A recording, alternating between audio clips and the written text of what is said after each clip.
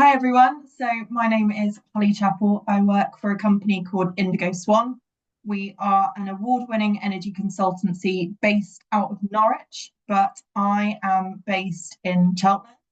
Have worked for Indigo Swan for 8 months now. I am their business development manager, which primarily means I'm responsible for making people aware of Indigo Swan, what we do, how we can help, and onboarding new clients.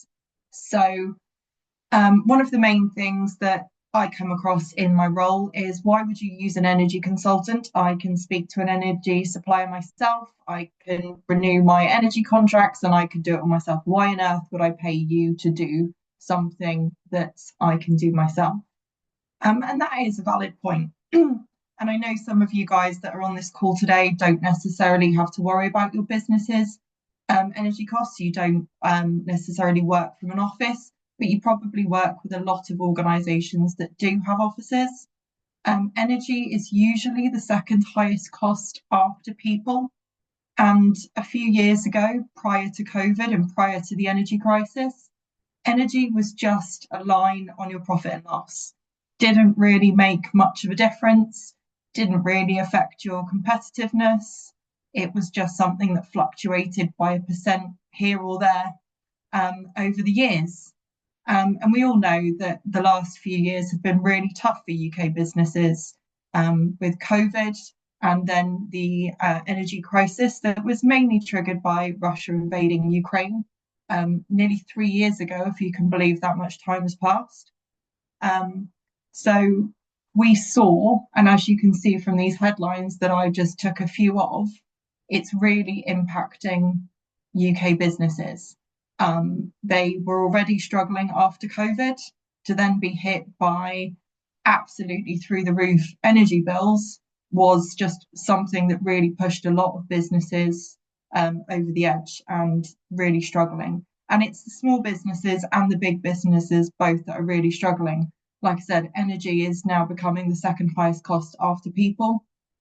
If we look at the next slide, if I can get that to work, there we go.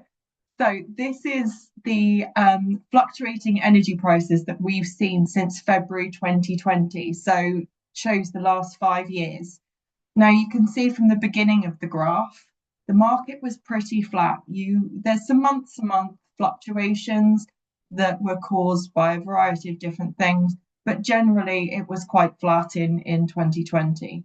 As we approached into COVID, we actually saw record low prices of energy because businesses were closing or shut due to the pandemic and nobody was consuming.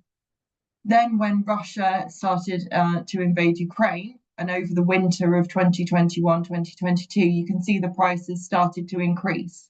They actually went from around 40 to £50 a megawatt hour. You can see the top of the red spike, which is over £700 per megawatt hour. And I was working for an energy supplier at the time. And we talked earlier about looking at the price of your energy bills. We were seeing over £1 a unit. So every single unit your business consumed, you were being charged £1. Whereas prior to the crisis, we were seeing high teens. So that's a huge increase for businesses. And as I mentioned before, energy was never something that really affected your profitability or your competitiveness very much. But what if you purchased your energy near the red line and your competitor purchased their energy near the amber line? That is a huge cost differential. And when you're looking at your operating expenses and your profit margin, how are you supposed to compete with someone who has the same overheads as you in every other way apart from energy? Can you really afford to take that hit? Now, the energy market is still incredibly volatile. You can see that the graph has leveled off, but there are so many factors that affect the volatility of the market. So not only have we got the ongoing Russia-Ukraine war, we've also got the sanctions that were brought into place to stop the UK using Russian gas. We had a Russian gas pipeline that we stopped using as recently as 3 weeks ago. So it's a very real problem and it's an ongoing problem. We've also got to consider the weather. So we're in the midst of a storm right now, but we're not just concerned about the UK weather, it's the weather across the world. We've also reliant massively on solar and wind generation in the UK, and it can be too windy for the wind turbines to turn. And the sun, this certainly today, is not shining. There's not much solar generation going on. So we are incredibly vulnerable. We've also got to consider factors geopolitical, the economy. We've also got to consider world economy. So the UK, import a lot of liquid gas, and they're on these ships all around the world. But we're fighting China and places like that who also want that gas, and it will go to who will pay the most. So I've been aware of ships that will literally they were heading to the UK and they will turn around and they will head to China because they will pay more.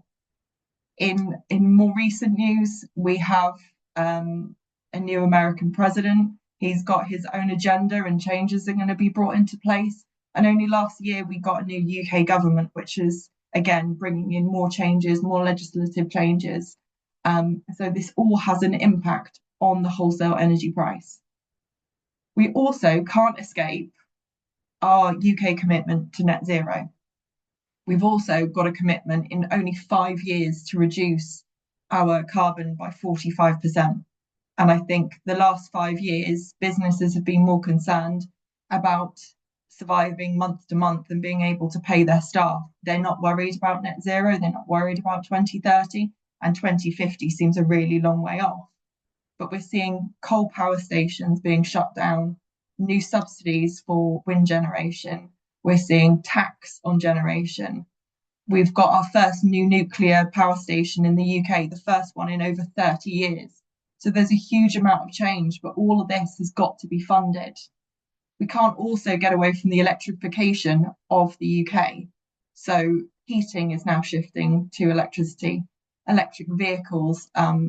Everyone is being encouraged to move away from combustion engines and to have electric vehicles.